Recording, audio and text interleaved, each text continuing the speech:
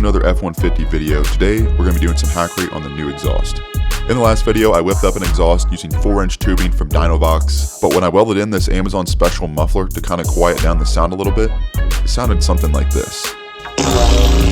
Needless to say, that muffler's coming out because I am not driving around a fartmobile. With the use of a special resonator, flex pipe, larger turbo adapters, and some amateur exhaust fabrication, I think I've whipped up a system that decreases the raspy V6 sound, increases turbo whistle, and reduces drone. What does a Ford F-150, Raptor, Explorer, Edge, Expedition, Flex, Taurus, Ford GT, or a Lincoln MKX, MKT, Navigator all have in common? You guessed it, they all have the 3.5 EcoBoost motor, which is a twin-turbo V6 and is Ford's most popular engine. So if you guys have an EcoBoost, make sure to stick around to the end of the video because I think I've designed the best sounding exhaust for the 3.5 EcoBooty in the world.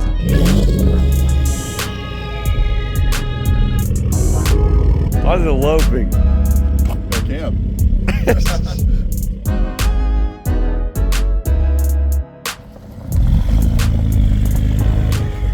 This is a stage where I'm basically just testing different types of resonators and mufflers. I like it.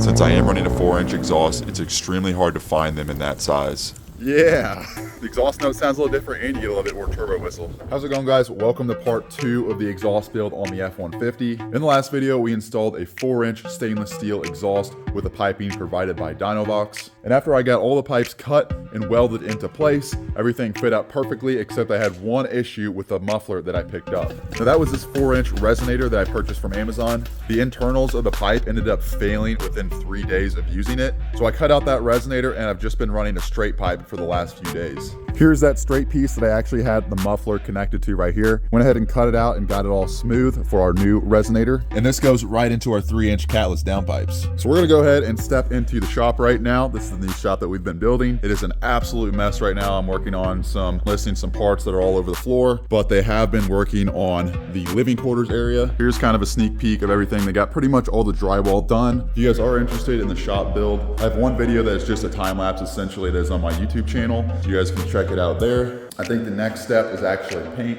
So that will be going up soon. Once I get all this done, I'll probably make a whole nother video of doing the whole living quarters part of the shop. But that's enough talking about that. Let's get back onto this exhaust. So I've been doing a lot of research off camera, trying to find the perfect resonator or muffler that makes these 3.5 EcoBoost with the 4-inch exhaust sound good. One of the great things that I liked about these EcoBoosts when they are straight pipe is the turbo whistle. I wanted something that would keep the turbo whistle but eliminate the raspy V6 sound. So after tons of research and testing, this is what I came up with. This exhaust is made by Northeastern Stainless Steel. It is on Amazon for about $55. This one actually came with a little bit of shipping damage, little crease right there, so they gave me $10 off, which is pretty nice of them. If we look on the inside right here, this is actually the back side. It is actually an old glass pack style muffler. Here's the other side. It actually has a lot of little openings that kind of catch some sound waves. This is the same style resonator that we installed on Tyler's exhaust whenever we installed the headers because it was extremely loud.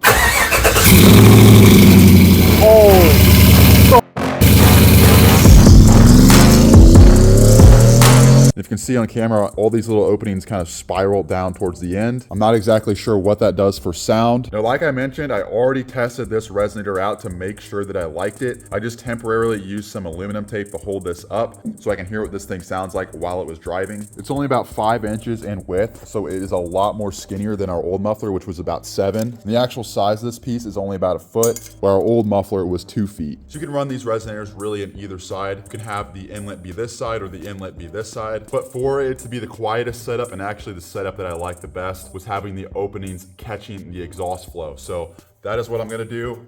It's gonna go something like this. So it's gonna go basically like that, and then the rest of this is gonna connect to the rest of the exhaust that I already have welded up. So I did take this setup on the highway, and it actually drones significantly less than our ginormous muffler that we had that failed on us.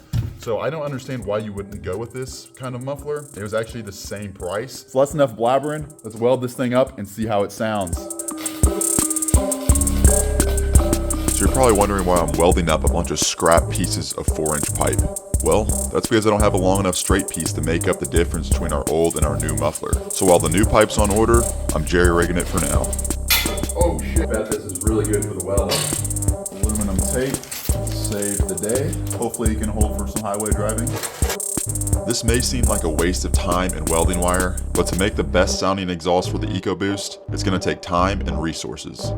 First thing I need to do is weld this piece together. This one can be welded together. That way I can actually slip that piece on here and then fit it up because this is V-banded. So I'm basically just using that tape because I am using a flux core welder. It tends to get a lot of spatter everywhere, so I'm just taping up these ends. That way it's easier to clean later on. And yes, I know a flux core welder is not supposed to be used on stainless steel, but I don't care. It's just a truck after all. It's gonna rust someday.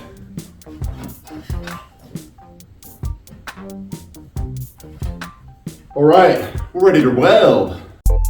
When it comes to welding, my knowledge and experience outside of flux core welding is pretty poor. But I have used this specific flux core welder for multiple projects. It's a titanium 125 and it's about $100 from Harbor Freight. Not too bad. I'm gonna say this new muffler actually welds pretty easy.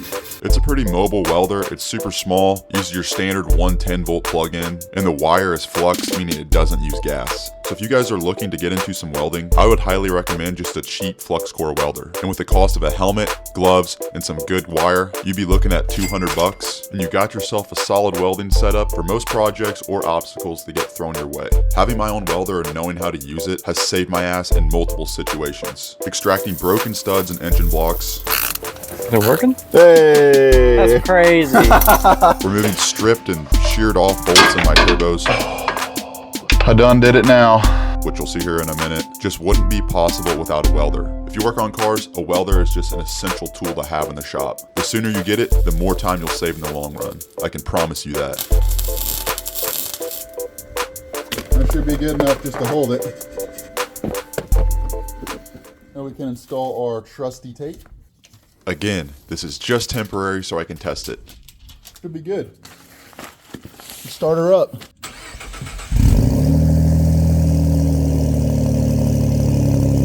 And to my surprise, the cold start sounds pretty damn good. Oh yeah. Wow.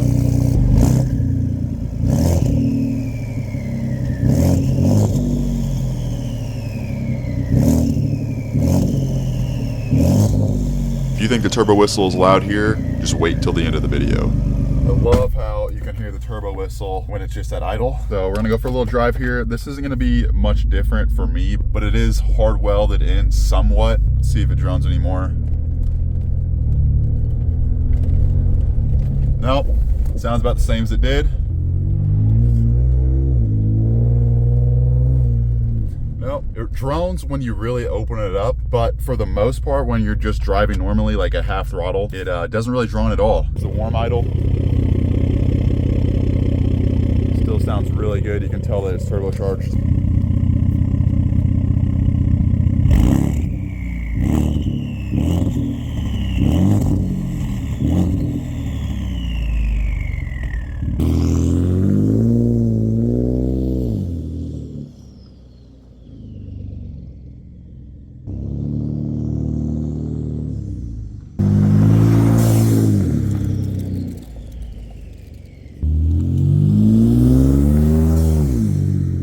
Okay, so this sounds way better than it did before with that old muffler.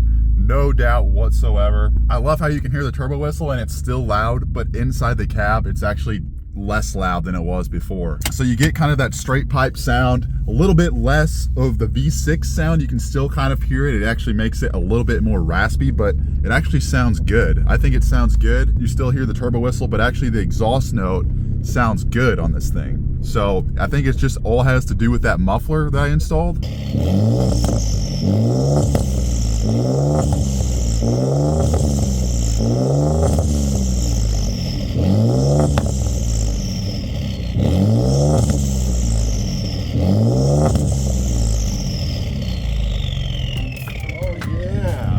Get some backfires on the warm revs. All right, so while we let this thing cool down, let's go look at this package.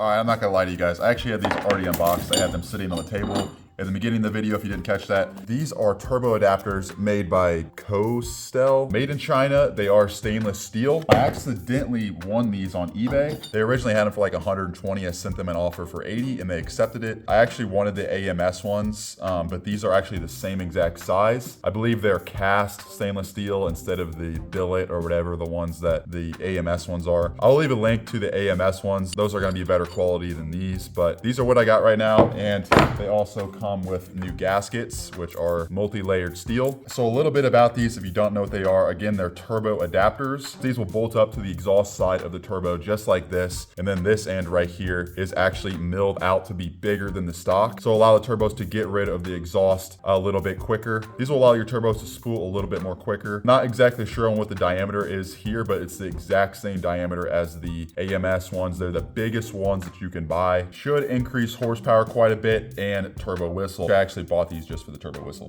But let's go take the old downpipe out and install these. Oh, this you crazy mother. So out comes the 3-inch catless downpipes. It's not the funnest thing to do, but it's a whole hell of a lot easier than taking out the stock downpipe. Just loosen 2 clamps, undo 2 bolts on either side of the turbos, and out she comes. We are leaking a ton of coolant though. All right, so I was actually looking at an install video of these turbo adapters, and there's actually a special tool that you need to remove this. It's like clamps on, it's a stud remover tool. And then you're supposed to replace these, which I definitely didn't get new bolts either. And then an idea popped in my head. Well, why don't I just make my own stud removal tool? Well, I made something that doesn't look very pretty, but I think it will work. And as much as I hate to say it, I think I wasted my time here. Oh no, I'm breaking something. I think I'm just bending the inside of this tool that I made. Looks like my tool is actually staying intact in terms of the welds and everything, but it's just that metal on the inside is stripping. So I think I'm actually gonna have to get that stud remover tool. I found out why they call these the demon bolts. So to clear my mind, I had to step away for a little bit and come back to it. Well guys, welcome back to the channel. It's actually been a couple weeks since I last picked up the camera, but I went ahead and got Big Bertha in the garage. It was a little bit difficult because we still have the barn that's like 10 feet away from this garage door, so really weird angle. As you guys saw when we left off, we got the downpipes off. I went ahead and took them off again. And same issue as last time, I could not get the studs out for the turbo adapters. So I went ahead and ordered a tool that should help us with this issue. It is called a stud removal tool. You put your 24mm on here, or you can actually put a 3/8 in here. So when you loosen it, it will actually tighten these jaws down. Kind of like the same thing that's on a drill, except this has some sharper jaws that will crush into the bolt, and it should be able to remove it. Oh my God, it's getting really tight. Please, Lord, do not break. Do not break. Oh my God. I don't know if I'm just stripping it or if it's actually going. You can see where it bit down through the threads, but I don't see it actually coming loose. And even with some heat and a 2-foot breaker bar, it still wasn't budging. Oh my God. I mean, it sounds like it's doing something, but nothing's happening. And then the worst possible thing happened.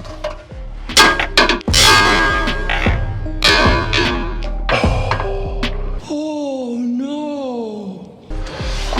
I done did it now. I mean, that literally just snapped that stud off. Am I seriously gonna have to remove these turbos?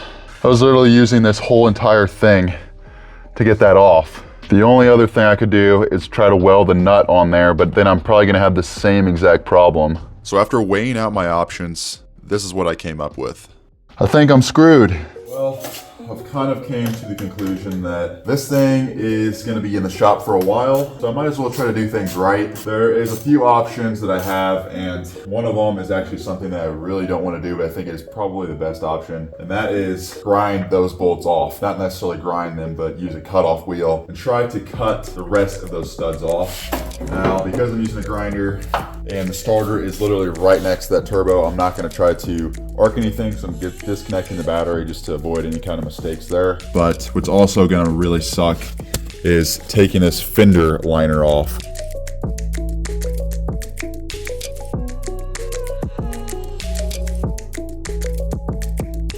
All right, we got a clear view at the one bolt up here. Here goes nothing.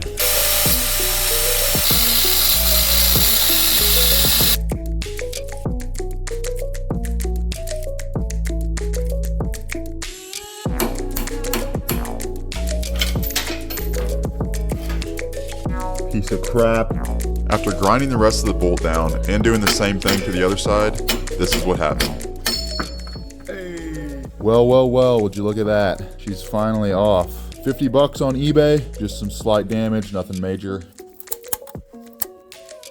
All jokes aside, I'm really hoping that these studs come out because I'm kind of thinking the best option would be to try to use the stud removal tool first. If that doesn't work, I'm gonna have to weld the nut on here and try to remove it. And that will definitely not be fun. Good news and bad news. The bad news is I couldn't get out one stud, but the good news is I actually got out one stud. The other one, I think it was just having a difficult time gripping it because it was so messed up from the grinder. But now that I got this out, it gives me hope that I can get the other one out once I weld a nut on the side of it. This is the stud that I still need to remove. You can see the threads are just absolutely terrible. Get everything aluminum foil taped over just so that the welds don't accidentally stick to it. This is the nut that I found. These threads I actually found are an M10 by 1.5. This nut is a little bit bigger than that and it just slides perfectly right over it. So that's gonna get welded to that and hopefully this works.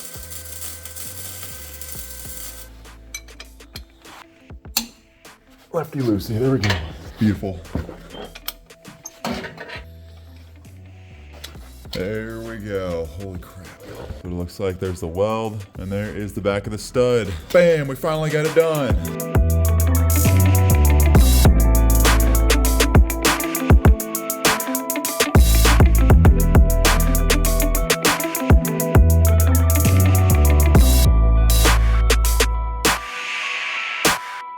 Before turbo adapter, after turbo adapter.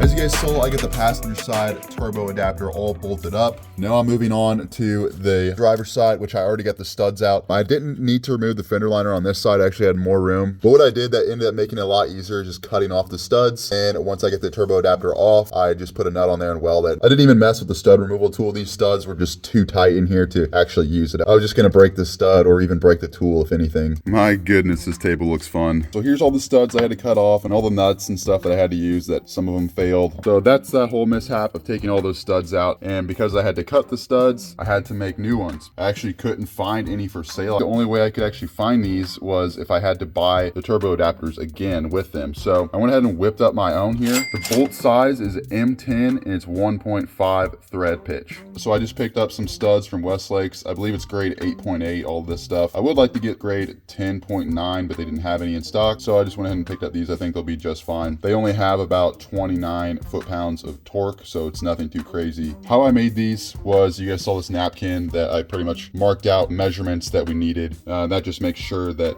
there's not too much threads going into the turbo. That way it doesn't bottom out, and it also makes sure that there is enough threads there so that they don't break off. And after that, I kind of just gave myself a healthy amount of threads. That way we can bolt the exhaust on no problem. Right now I have these thinner washers on here. These won't touch the exhaust. I believe if you're putting the stock Y pipe back on, these might interfere with it. That's why it has a circle for this. These don't actually slide into the exhaust. They actually stop it from going any further. We don't really need that because I have the down pipes that are a little bit different. So this will work for that. And I also got some new nuts because the ones that we had were absolutely rusted out and I don't want this to rust out again. So we'll go on to the turbo adapters. As you can see, it's a lot larger. The stock one is 2 inches inner diameter and the new one is 2.5 inches. Not exact measurements there, but if you guys like percentages, this is about 60 something % larger than this one. That's enough rambling. Let's bolt all this stuff up. All right, so here's how it's gonna go on this side. We've got our gasket. So on the gasket, it has 2 ears in the bottom and one ear on the left. And then these guys are just gonna thread in here. I did put the smallest amount of anti-seize on the ends of these threads that go into the turbos. That way, for whatever reason, if I had to take them off, they don't get stuck in there. I don't have to go through this whole thing of welding a nut on and grinding them off because that absolutely sucked. I'm just gonna take the extra precaution. That's ready to be bolted on. Let's go ahead and put it up there. And would you look at that? Look at that. That's nice and shiny. Looks like there's gonna be a ton more flow there. Now that I got that all snugged up, we gotta torque them down. And this time, we're not gonna torque them down to 1,000 foot-pounds. I found some conflicting information. Some said 30 foot-pounds, some said 28. So I'm just gonna go right down the middle at 29. Oh, there we go.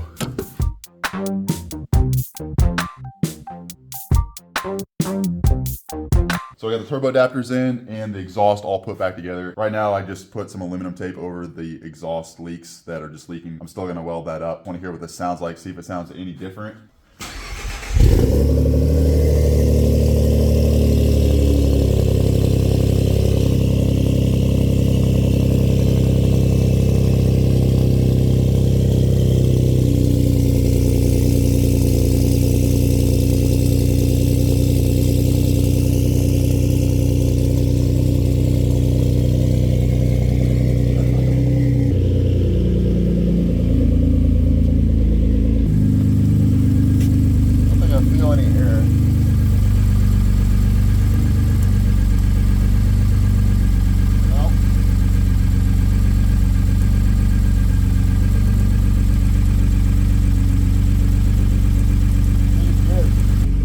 Out. Brakes sound good. Oh yeah, yeah. Good sound exhaust, but no brakes. Definitely turbo noises.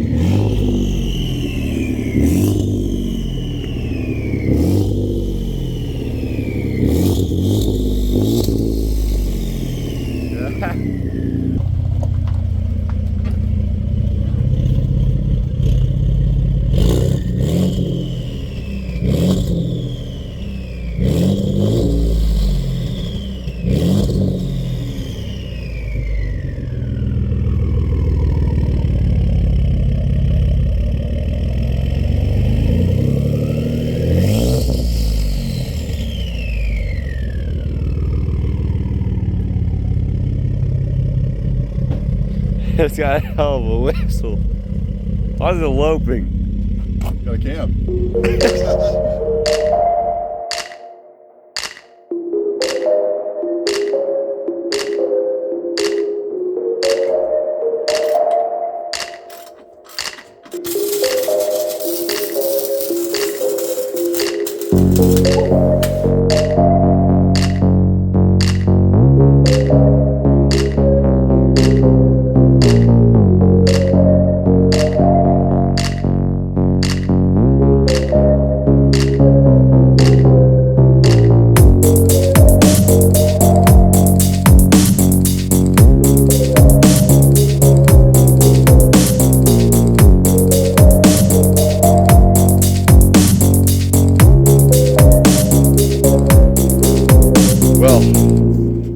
Got straight to work on that exhaust, didn't waste any time. I want to get this thing all finished up. I actually got an inspection at the end of this month that I want to get it all inspected and passed so I don't have any issues.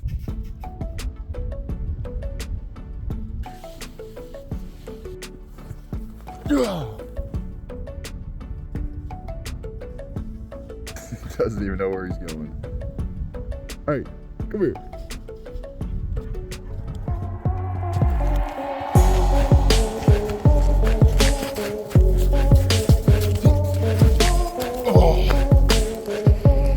Good boy.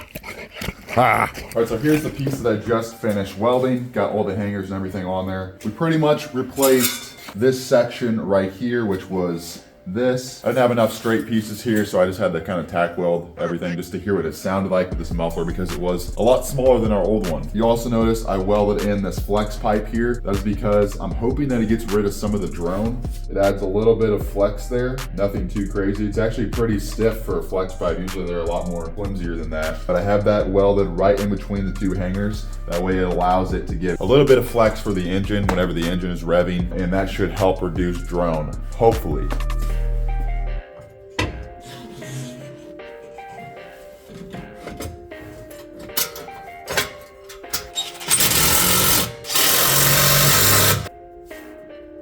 So here is what our new setup looks like. So just a preview of everything that we did. We put the 2-inch turbo adapters on either side of the turbos, and then we're running the 3-inch catless downpipe, which I already had. And then we're going from the dual 3-inch to a single 4-inch all the way back. And we have this resonator here, which is kind of a glass pack style resonator. This is the best resonator that I found that actually helped with the sound of this EcoBoost, and I think it makes it sound the best. It is only 12 inches in length, so it is a very small one. And then we have a small 20-inch straight pipe which I had to purchase separately, that goes into this 8-inch in length flex pipe, which is all stainless steel, and then we're straight pipe all the way back, which we've kept the same throughout the whole setup.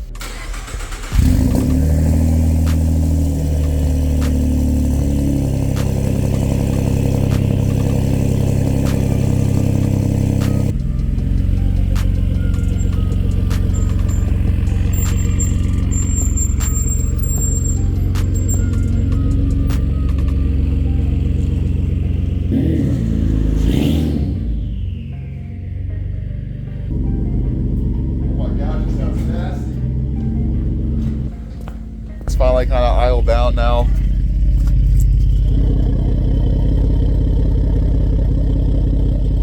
Exhaust tip is still pretty solid even with that flex pipe. I really do like the idle sound, but let's hear what it sounds like with some revs.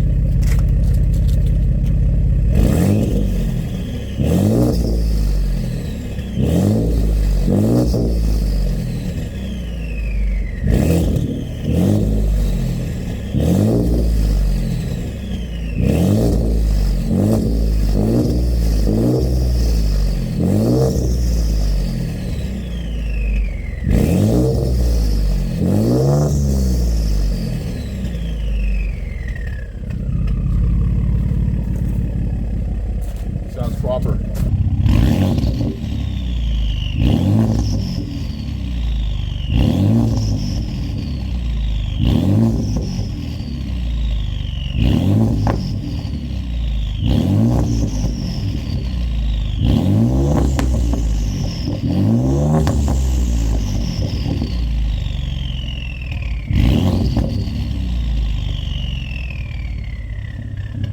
Sounds like a turbo diesel.